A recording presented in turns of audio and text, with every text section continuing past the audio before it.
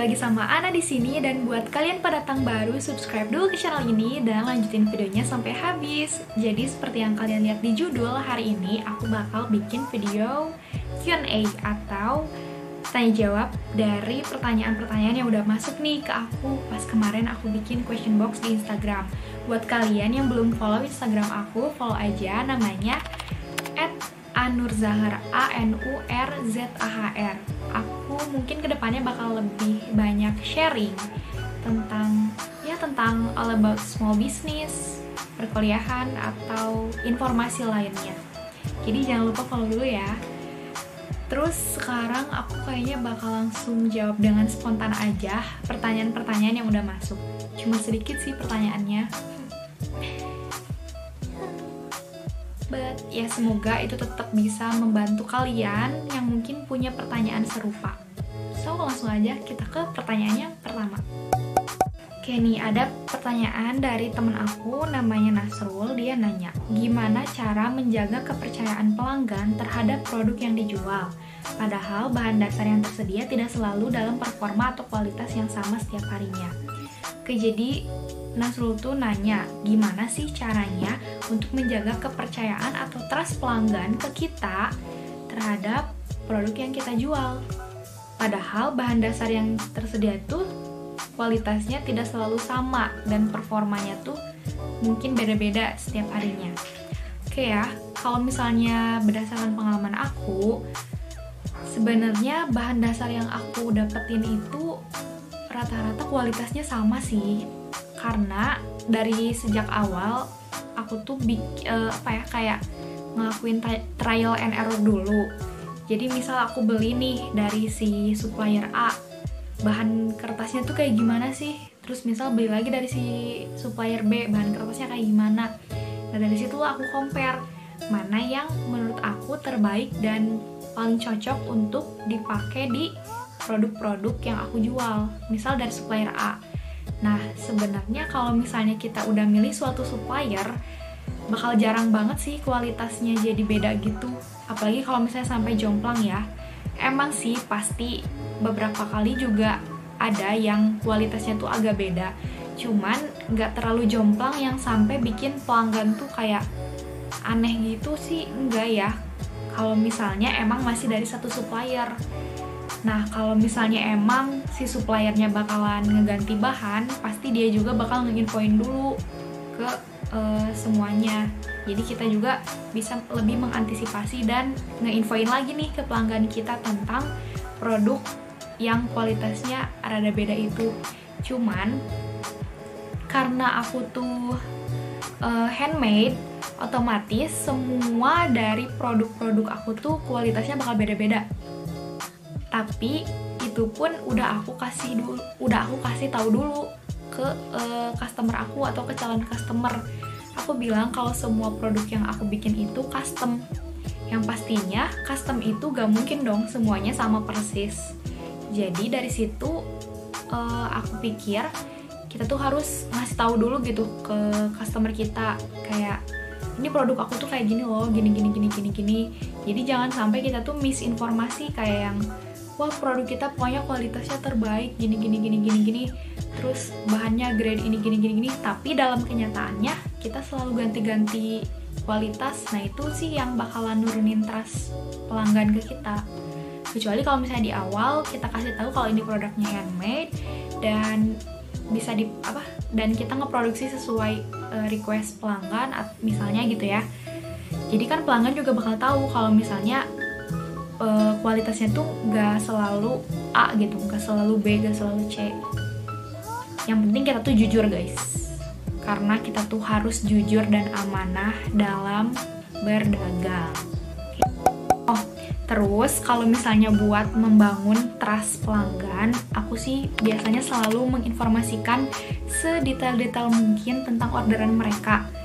Walaupun cuman sekedar kayak misal telat ngasih nomor resi nih, aku pasti langsung kasih tahu gitu kayak, tuh kak maaf banget ya tadi siang gini, sekarang baru dikirimin nomor resinya.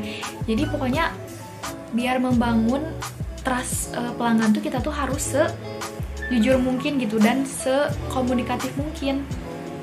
Jadi jangan sampai kita udah tahu kualitasnya menurun gitu ya. Misalkan ini kasusnya tadi kualitasnya nurun ya misal, atau kualitasnya berubah, tapi kita nggak nge-infoin gitu ke pelanggan. Nah, itu sih yang salah menurut aku.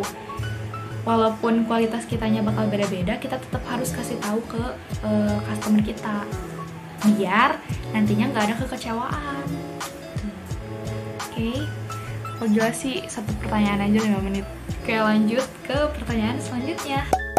Kayak buat kalian yang belum tahu, aku tuh punya all shop apa sih atau bisnis apa. Jadi aku tuh jualan hampers atau souvenir nih yang kayak gini.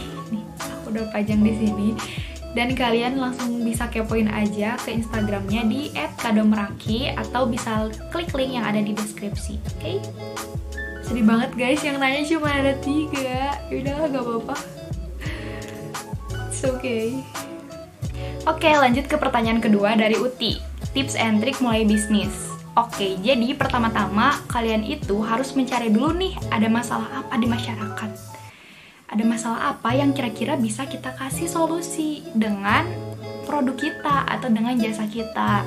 Nah, si produk sama jasa kita tuh pasti dong harus yang kita suka dan juga harus yang kita kuasai. Kalau misalnya kita bisa nawarin solusi tapi kita nggak paham dan kita nggak ahli di solusi yang kita kasih itu, ya pasti bakal jadi beban juga buat kita dong untuk mempelajarinya dari nol. Nah, makanya pasti kita tuh punya sesuatu lah yang bener-bener kita suka dan kita bener-bener bisa gitu di situ. Oke, terus dari masalah itu, misal ya aku kasih studi kasus atau contoh aja deh. Misal dari masalah di masyarakat. Di masyarakat tuh banyak kan orang yang punya bekas jerawat nih. Terus mau keluar atau mau meeting atau mau kuliah atau ada event-event penting lain yang mereka tuh malu nih atau ngerasa gak suka deh pokoknya kalau misalnya kelihatan si bekas jerawatnya. Nah, itu tuh bisa kan kita tawarin solusi, yaitu concealer. Nah, concealer itu produk yang emang kita suka pakai juga dan kita tuh tahu banget lah tentang perconcealeran itu. Makanya kita bisa jualan si concealer itu. Jadi pokoknya stepnya tuh ada 3. Menurut aku ya, ini bukan hal yang baku untuk semua orang, tapi ini menurut aku. Jadi yang pertama, kalian tuh harus cari dulu permasalahan apa sih yang ada di masyarakat. Nah, masalah tuh kan banyak banget ya, dari kita bangun tidur sampai mau tidur itu semua tuh banyak masalah gitu. Nah, dari banyaknya masalah yang ada di masyarakat itu, kita ambillah salah satu yang kita tuh bisa kasih solusinya. Solusinya itu bisa berupa produk atau jasa kita. Nah, dari kita ngasih solusi itulah kita bisa mendapatkan feedback berupa uang. Ira nanya tentang how to manage your time. Hai, ceritanya lagi kelas Budiana. Sorry banget guys, ini teman aku juga. Oke, dia nanya tentang how I manage my time. Aku jawab berdasarkan apa yang aku lakukan setiap hari aja ya. Jadi guys, sebelum aku tidur atau pokoknya malam-malam deh kalau misalnya udah nyelesai, aku tuh selalu bikin scheduling kayak gini. Nih ya, bisa dilihat. Jadi di sini tuh pokoknya kalian itu harus nulis nih. Besok tuh apa aja sih yang harus kita lakuin. Misal kayak aku nih, ibadah, terus ngurusin Meraki, kuliah, bantuin orang tua, foto produk, sama monitoring. Nah, itu hal-hal yang harus aku lakuin. Terus nanti kita urutin nih berdasarkan waktu. Nah, ini aku bikin jam-jamnya di sini. Nih, misal dari aku bangun jam 5 subuh. Aku harus ngapain? Aku harus ibadah, baca buku, olahraga. Oke, terus nanti dari jam 5 sampai jam berapa aku nyelesain semua hal itu. Misal sampai jam 7. Nah, nanti jam 7 ngapain lagi nih? Beberes, misal beberes terus ngasih makan kucing, misalnya gitu. Terus nanti jam 8 aku mandi. Jam 9 aku kuliah. Terus nanti jam setengah 6 aku istirahat, misal kayak gitu. Pokoknya serinci mungkin deh.